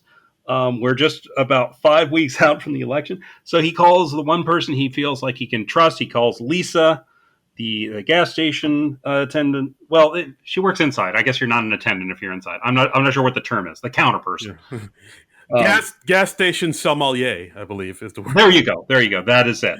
Gas station barista, I believe the word is. And she has a nice metaphor. She was like, my dad used to take me to the races, and like the horses in races, they wear blinders on the sides of their eyes so they can't see the other horses in the race. And she's like, just don't forget about all this outside stuff. Just run your race. And that kind of gets him back on track. Yeah, which is like inspiring words. So he figures, so he thinks, well, who can I trust? Who can I truly trust? And he reaches out to his brother Mitch to be his running mate. Yeah, and also just before that, Dylan Baker comes back and he asks for his job back, and he's like, "Hey, I want to come back to the campaign." So he was like thrown off the campaign for like a week. Yeah, it wasn't like a big devastating loss. I think after a while he was like, "Oh yeah, you're you're back on. And then we get this. I was going to say we also get the scene where, like, once Bernie Mac gets chosen as his running mate, he gets off this train in a green suit. And as he's walking through the train station, people approach him, and he's just smacking people in the face for some reason. Well, yeah, again, that's how he shows love. But to back up, in the scene where Dylan Baker asks for his job back, he asks Chris Rock, like, hey, do you want to quit? Do you want to get out of the race? And Chris Rock goes like, no, I can't quit. If I quit, there won't be another black candidate for 50 years. Right. Yeah, that was a very poignant moment, too. That was very poignant, and I think that was very insightful because, like, it's like if Barack Obama had lost, that probably would have bombed it for, black candidates. We probably wouldn't have had a major party black candidate for quite a while after that. Yeah, it would have been. Yeah, it would have been like, well, I guess all black people can't be president. We tried with this one, so right. Or to like explain it in a metaphor, like going back to superhero movies, like we had all these female-led superhero movies that bombed, like Elektra, Supergirl, Catwoman, and everybody's like, oh well, people don't want to see like female-led superhero movies, and it's like, no, all those movies were crap. Just stop making crap. If you make a good one with a female lead, people will come out to it, and that was kind of proven with Wonder Woman and the Captain Marvel movie. And and like same with Black Panther. Like people were reluctant to have a black lead on that, and then Black Panther is this huge cultural phenomenon. Yeah, if you like, it's not a race thing or a gender thing. It's like as long as the movie's good, people will show up. I don't know why. Yeah, I don't know where. Make a good movie and publicize it well, and yes, people will see it or will want to see it. If you build it, they will come. Exactly. So I just wanted to get that because I thought that was an important line in the movie. No, fair point. But Bernie Mac, yeah, he kind of reignites the campaign, and we're only like I think 4 weeks out from the election at this point. Right, and at this point, Mays and Mitch are they really want to debate Lewis because like that's how they're gonna like really hammer this home and really hopefully that'll put him over the put him in the lead. But but Lewis don't want to do it, so we get a little montage of Mays and Mitch kind of taunting and razzing Lewis to debate him. Yeah, they're just they're calling him out. They call him a little bitch for not wanting to debate him. They just decided to humiliate him into debating him. At one point, like Mays is on a bullhorn outside of his house saying "your mama" jokes, which I always I was like, oh yeah, I remember your mama jokes. I used to know a bunch of them. I think at one point, Mays says your mama's ass is so big when she sits down, she's 3 feet taller. Yeah.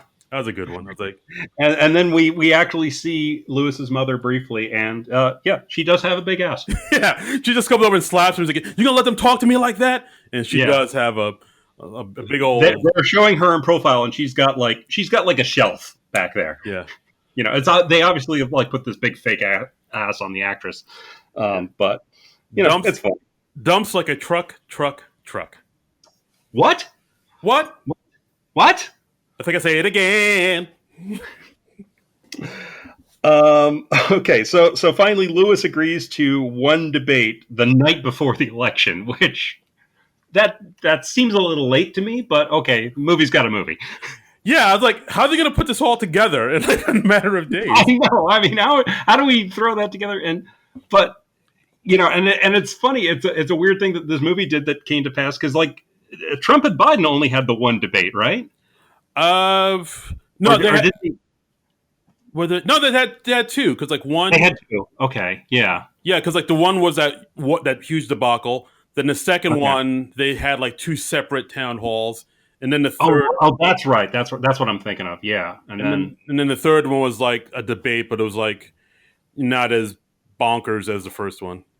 Honestly, the last. The whole election season was such a blur. I was misremembering that as like them just having one debate. No, I try to scrub it all from my memory. I know. But yeah, no, we actually had sketches on SNL that we reviewed for each one of those. Okay, it's all coming back to me now. Yeah. You know what I said before about America having PTSD? This is me repressing those unpleasant memories. Yeah. We wake up in like a cold sweat. We're like, Biden! Just screaming, clutching our hearts. Um, so they have one debate the night before the election, which is weird, but okay. And then Mays calls Deborah and apologizes to her, and then she rejoins the campaign literally the day before the election. Yeah, I guess. I mean, I'm no politician, but is all this? Can you do this? I don't know. I remember the Trump campaign in 2016. I think he had like 3 different campaign managers, but it's like when one leaves, you get somebody else in there like within a day or two.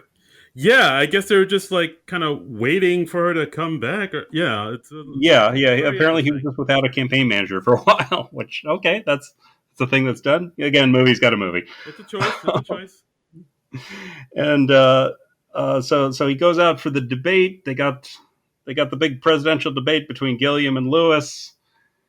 And again, it just kind of turns into like a Chris Rock stand-up routine. Right. Like at this point, we see Mays is kind of like he's not doing what he used to do, with dress all in FUBU and streetwear, but he's not like the tight, go by the book, wear a suit guy he was in the beginning either. He's able to find like some middle ground where he does wear a suit, but it's like a suit by FUBU. So it's like Yeah, he's found that middle ground where he's like still the old him, but he's like kind of upgraded to this new version of what he needs to be, yeah, which I thought was interesting. yeah. I mean, something that seemed like a Chris Rock routine. They're debating about gun control, and the Lewis, the VP, he starts saying like, "Well, I don't think we need new gun control laws. We just need to enforce the laws that we already have." And Chris Rock is like, "Well, people don't know what the laws are now." He says, what we need to do is start putting some laws on music videos because people watch videos. It's like, yeah, put the laws in a Nelly or a Destiny's Child video. Mm-hmm. I was like, oh, this movie goes Nelly heavy. Good lord, what's wrong Nelly with that? heavy. That's tough to say. Nelly heavy. That's why it is Yeah. tough. A lot of Nelly in this movie. Uh-huh. Whoa, Nelly.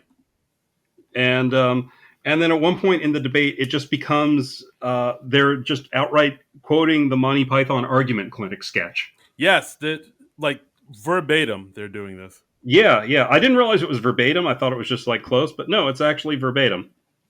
Yeah, it's like, oh, that's a nice little nod to all the comedy nerds out there.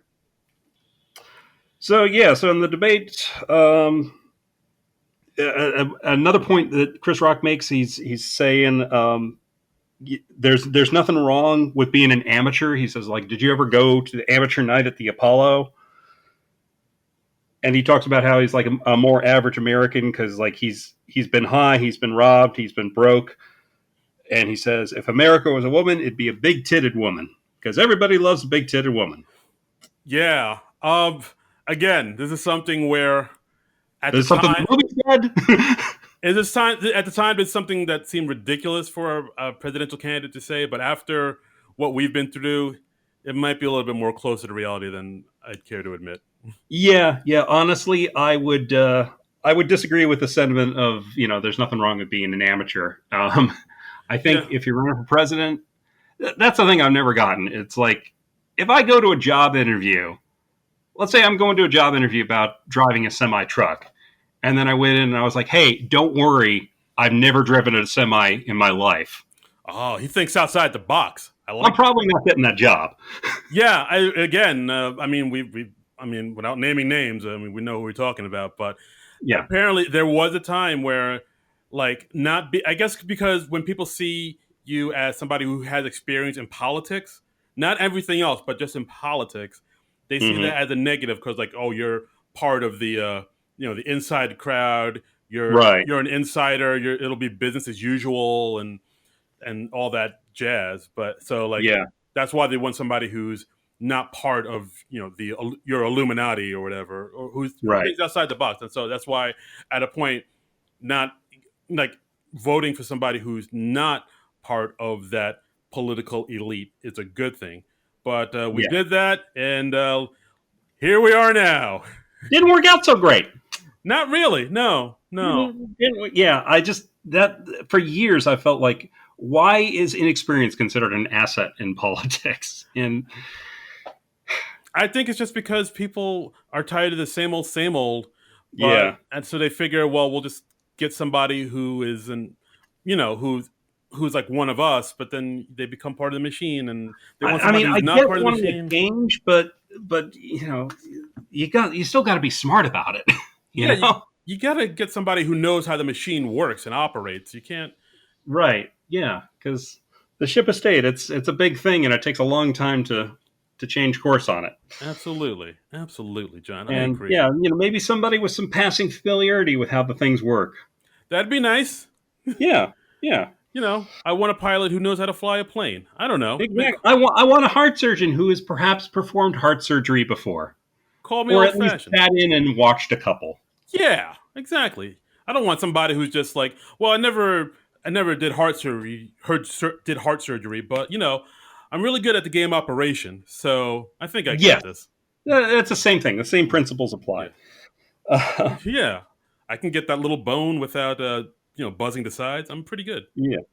Yeah. So anyway, I mean, so Gilliam, he does really well in the debates, and he's saying like, "Hey, God bless America, no place else." Hey, well, how about God bless Haiti? How about God bless this place? How about God bless America and everywhere else?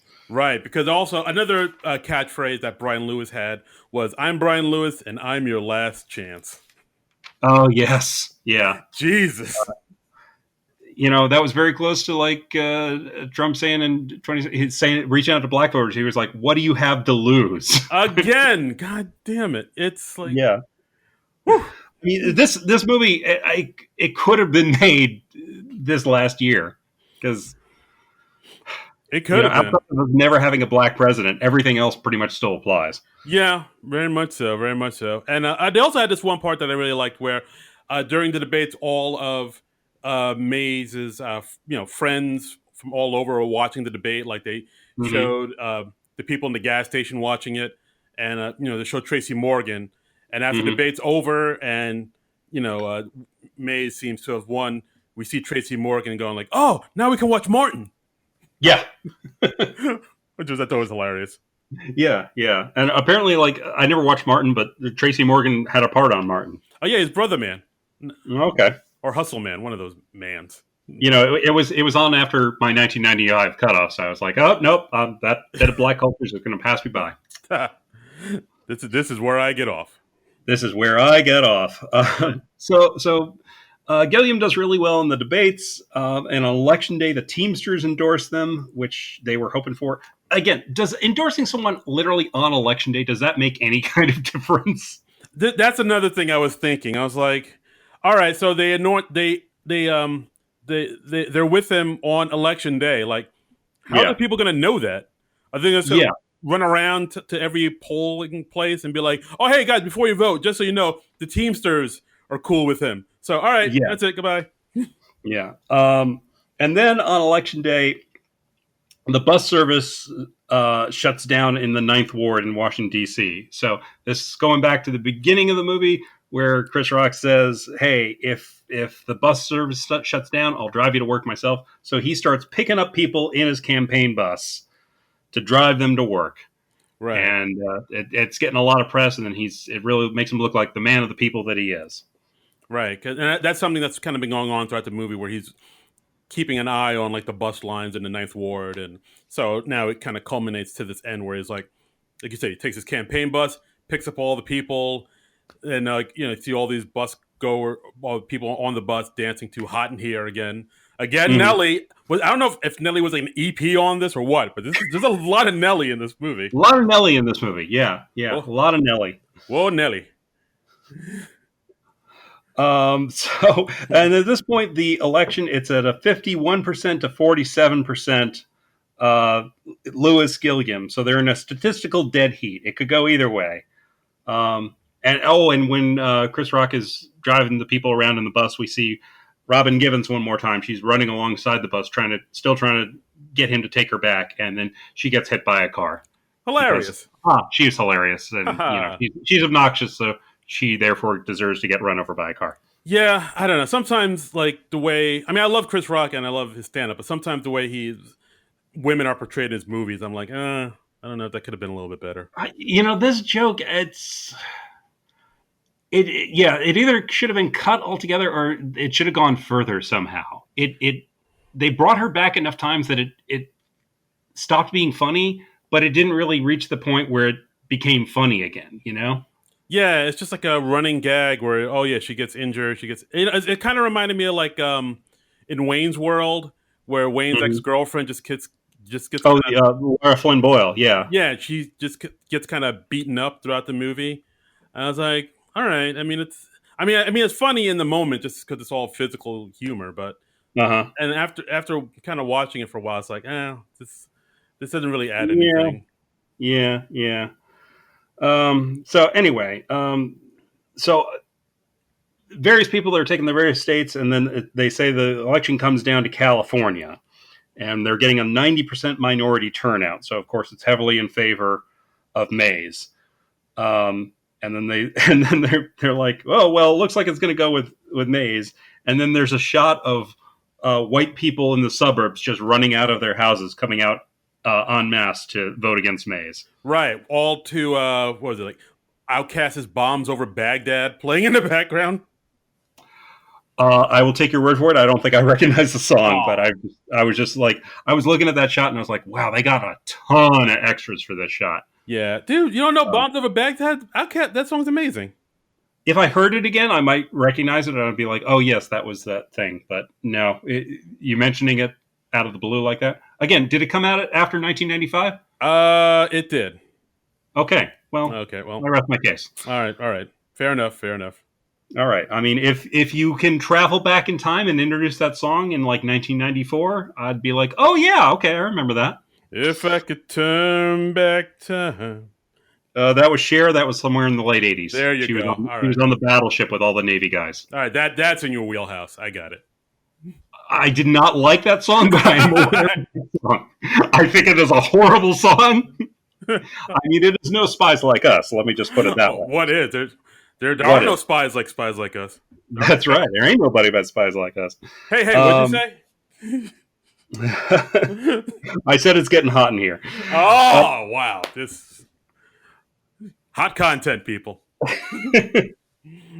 So ultimately, they announced the winner of the election, and they're cutting back and forth between Mays and Lewis and Mays and Lewis, and we don't know what it's going to be. But finally, why don't you announce, Darren? Ladies and gentlemen, we have a winner, and it's Maze Gilliam. He wins! Hey! Yeah, Ba ba ba da ba ba ba ba ba ba ba ba. yeah. And yeah, Uh, again, yeah.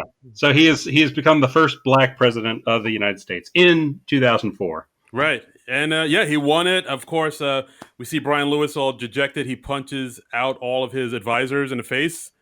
Yeah, one by one, he just punches them all out. Yeah, while crying, of course. You know, he's a As you you know, do. yeah. I'm sure Mitt Romney did the same thing back in the day. I could see that. Yeah, He's got a lot of rage in him. yeah, yeah.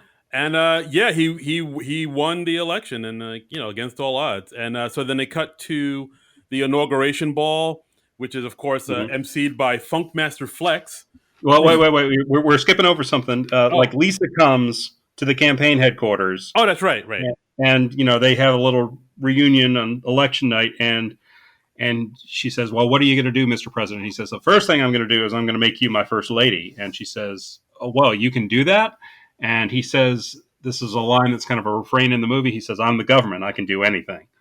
So Yeah. So I we guess have a little romantic moment there. he's proposing marriage after knowing her for a month, I guess, or a couple months. Yeah, less than 10 weeks since they got to know each other. When you know, you know. Yeah, that's true. The heart wants what it I mean, wants. he's gone to her gas station like 3 times. That's good. That's enough. That's good. That's good. How I Met Your Mother. Yeah, exactly. And there was also another scene that I thought was really, it was funny, but it's also kind of dark, where Maze's decoy is in the party, and he's like, "We won, we did it," and then he gets shot. Oh, that was the decoy. Okay, that was Yeah. they didn't bring him back enough that I didn't really remember which person that was. Oh yeah, Um, yeah. If you didn't yeah, know, they that was introduced him early on in the movie, and Chris Rock has a line like, "Oh, Tupac could have used somebody like you." Right. Like, yeah, I think the decoy was around, but he didn't really have any lines. It was just, I remember seeing him. No, no, they didn't bring him back enough and remind us of who he was and why he was there. Right. Yeah. He was no super whore. Right. Exactly. Who is? Um, But yeah, it seemed like they just had him in the movie just so they could do that joke at the end. yeah, okay. I remember him getting shot, but the fact that it was the decoy that got shot, that totally went over my head. Right. So of course he's president now, and I think Senator Bill walks up to him and is like, "Hey, we did it, yay!" But of course, Mace knows what he tries to do, so he calls security on him to yank him away Mhm. and drive him off. And And he gets tackled just like Robin Givens did. ah, And they have a little cutaway gag on election night where Robin Givens is watching the election returns from her hospital room because she, again, run over by a car. yeah, it's they can't all be gems, people. Some of these jokes aren't the best. Yeah. Yes. And then we close kind of the same way we opened with the rapping Greek chorus. I don't know if we needed that in the movie. They did, again, that was a thing they didn't bring back very much. I don't know if it really added much of anything. Yeah, it was weird because like they had him, but then sometimes we had Chris Rock doing his own narration. So I was like, Yeah. I would just stick to one. I would say. You need one. I don't know if you need it either because there wasn't much of either one, and I don't know. It just seemed like a weird crutch. Yeah, I don't know. Well, I mean, R.I.P. Nate Dogg, but still, yeah, like I don't know. Oh, I didn't realize he was gone. Yeah, I think he passed. He passed away a couple years ago. Oh, But yeah, I mean, yeah, it wasn't really necessary. It's kind of like it kind of reminded me of was it Jonathan Richman in There's Something About Mary? uh huh. Like it kind of reminded me of that. It was like it's a nice Yeah, touch, but it worked better in Something About Mary than it did here yeah, fair enough. I'll go with because that. they brought Jonathan Richman back just enough, I think, and then they also recognized by the end of the movie people would be sick of Jonathan Richman, and they like didn't they like dump him into the water or have him get shot or something? Yeah, somebody accidentally shot him at the end, and he got Right. shot in the shoulder, and he fell off the bridge and into the water, something like that. Right, right. I think that was a good button on that. So, yeah, here they didn't do much of anything. He's just showing up and he's rapping every once in a while. Yeah, and yeah, that's the Well, movie. I did enjoy this movie overall. It exceeded my expectations. I thought it was a smarter and a funnier movie than I was expecting. Honestly, I would have been up for a sequel for this. Hmm. I would have been up for a sequel of like Chris Rock as president. You know? Fair enough. I'm with that. But yeah, like, I mean, when you pitched this idea, I was like lukewarm on it. But Mhm. after watching it, I was like, oh, this is actually pretty funny. This is actually better than I thought it'd be. Yeah, yeah. This was well done. I thought it was good. It's unfortunately not a real successful movie. It's only got a 30% on Rotten Tomatoes, which that's lower than it deserves, man. I would bump it up. Yeah. I mean, when it came out, I think it had a budget of 35 mil. I think it made overall like 38 mil. So it was like a moderate hit, but nothing to But write don't home you about. have to earn like three times your budget to be an actual hit, right? Oh, really? Is that it? I thought you just had to make your money back that you spent on it.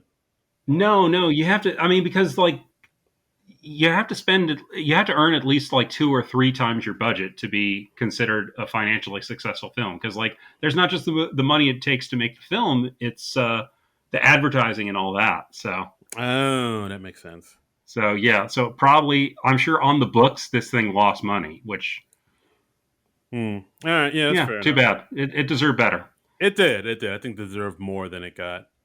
But yeah, and that's Head of State, guys. I would recommend watching it. It's on Showtime. You can watch it on Hmm. streaming, and where else your finer films are found these days. Yeah, But yeah. Worth seeing. I like the Chris Rock movies we've watched so far. yeah, so far so good. I don't know, I guess I always thought his movies were like not that great. I mean, I remember that one movie he did, which I mean to this day I can't believe he made it. I think I Love My Wife. It was called. I know the title of it, and I don't know much else about it. I mean, it's basically about it. I mean, the kind of title kind of says it all. It's about a man who's married. He's been in this long marriage with his wife for years, but they get into this point in his marriage where it's kind of stale, and he just finds himself like looking at other women and wondering what if. Mm. And he made this movie while he was married to his first wife, and even back This then, was before he got divorced. this was Okay, yeah, that's probably not a good good move. Dude, Probably not a good career move. Probably not a good marriage move. dude, even back then, I was like, dude, what are you doing? Don't do this. Is this a cry for help? Are you all right, man? Yeah, that's And now they're divorced. shocker, shocker.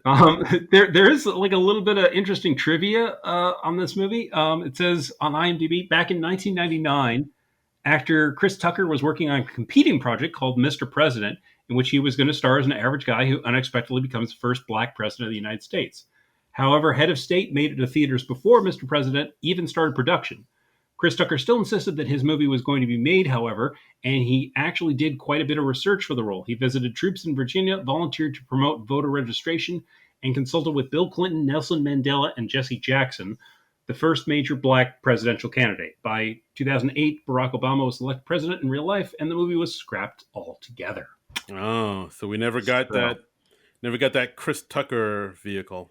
Oh. No. And apparently Adam Sandler has a vocal cameo. He's the scream that was used after Maze Gilliam says security. So that's Adam Sandler's voice. Yeah. Right, because like whenever somebody gets taken away, it's like a cartoonish, like "Arr!" or something like that. Yeah, that is Adam Sandler. That's Adam Sandler's like "arg." He's like, oh, but yeah, Chris Rock called him up and he was like, Adam Sandler, do you want to do the scream? And he's, yes, I want to do this screaming. Adam Sandler, you want to do a voice in the movie? And also, according to the trivia, Tina Fey was one of the 5 uncredited writers who did a rewrite on the screenplay. So hey, that's pretty cool. That's cool. I wonder what part she contributed. I don't know. Like I don't know. I don't know if I saw any gags in this that I thought like, oh yeah, that seems like a Tina Fey gag. I may have to rewatch it. Yeah, it all seemed pretty Chris Rocky to me. I didn't know if anybody. Yeah, no, I think his voice was throughout the movie. It was still his voice. No, absolutely. This I also found interesting. Chris Rock admitted that he didn't know the electric slide and was taught on the set of the movie. Egregious. That is egregious. That is outrageous. We'll talk about this at the next Black meeting. I'll bring this up. But yeah, like put that on the agenda, please. Yeah, please. Somebody dropped the ball there, and I won't be leaving this meeting until I find out who. Okay, yeah. Well, let's please, let me know how that turns out. I mean, we cannot live in a country where Chris Rock does not know the electric slide. I mean, that's our birthright. You get taught that as soon as you come. It is the lifeblood of this country. As soon as you come out the womb, you get taught that. I thought that's right. Before now, is there a distinction between the electric slide and the cha-cha slide that we saw like John Mulaney doing on that sketch? Oh yeah, slide to the left, bam. Slide to the right, cha-cha slide. Do. I mean, are those two distinct things? Those are two different slides. Yeah, this cha-cha slide, electric slide is like you can feel it. It's electric. Boogie woogie woogie. Yeah, I mean, I think the white people they go for the electric slide a little more. It's a little bit easier to pick up. Cha-cha slide is a little bit more advanced. The electric slide, it's not that far off from like a little like square dancing, Yeah, it's like line dancing. Yeah, it's a cousin of the chicken dance. Yeah. It's like, if even white people can do it, it's a pretty simple dance.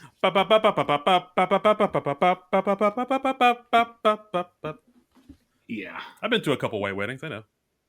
Yeah. No, I've been to some white weddings and never been fond of the chicken dance. It was a nice day for a white wedding. It is. Hey, little sister, what have you done? Hey, wow! Look, this is a very musical episode. We're really. This is. Yeah. All right. Well, yeah. So that's our episode, guys, and we'll just wrap it up with this. I know we have we got a new review in. Well, it's not new. But before we do the review, let's do a little shout out to our follower Manette Minotti for suggesting this movie. It was a good suggestion. Yes, thank you so much, Manette. Like I honestly wouldn't have picked this movie for us to do if it wasn't for your suggestion. And now that we've done it, I'm really glad I saw it. Manette Minotti. I'm sorry. Yeah. Yes. Double M. I said Minotti. It's Minotti. Thank you, Illuminati. Yes. Thank you, Manette. Is that how you pronounce it? We like you, and we remember your name. Yes. Absolutely. Manette Minotti. Okay. Did I get it? Yes. There we go. Okay. And so we got a review, but it was back in December 22. For some reason, we're just seeing it now.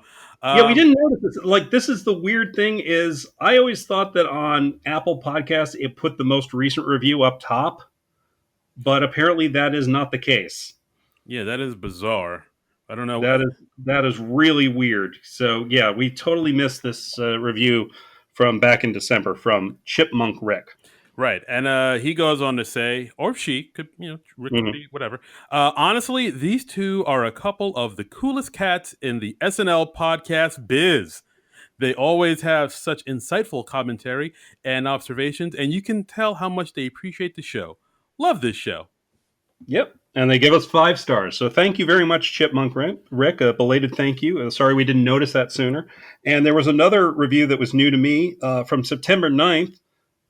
From Chrissy T, and it's a 1-star review. Just says boring, and then the review is AF.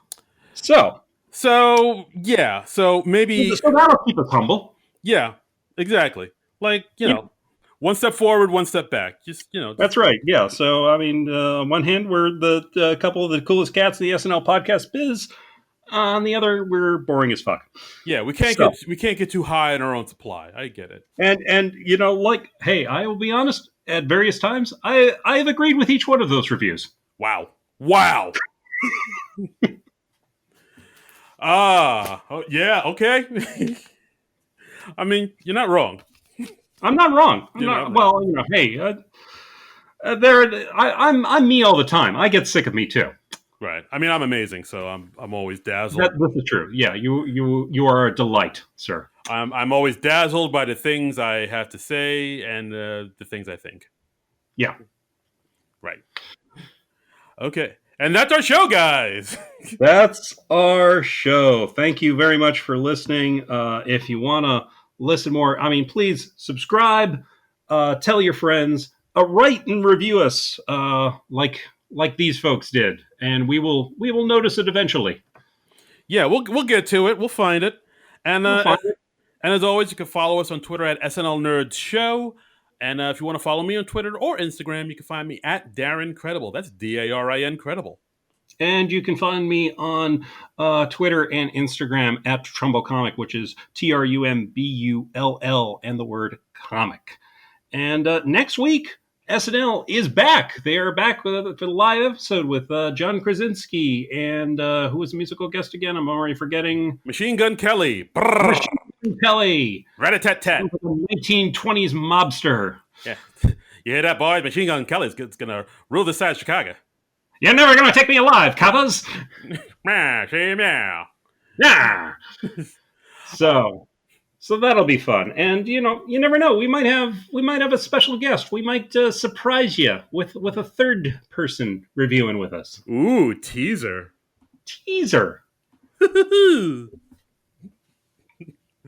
All right, but that is it for this week. We'll be back with a new episode of SNL. It'll be a stone groove, baby. It'll be a stone groove. It'll be a hoot nanny. Mm-hmm. It'll be a hoot. Man, you are so white. I know. Oh, boy. Yeah. You cannot use the word hoot nanny without sounding thoroughly white. Yeah. Darn tootin'. Brought it back. That was the most perfectly timed darn tootin' ever. Hey, I'm the coolest cat in SNL. I know the business goes. Okay. Well, we're just cracking ourselves up at this point, so we will see you next week. But until then, nerds out.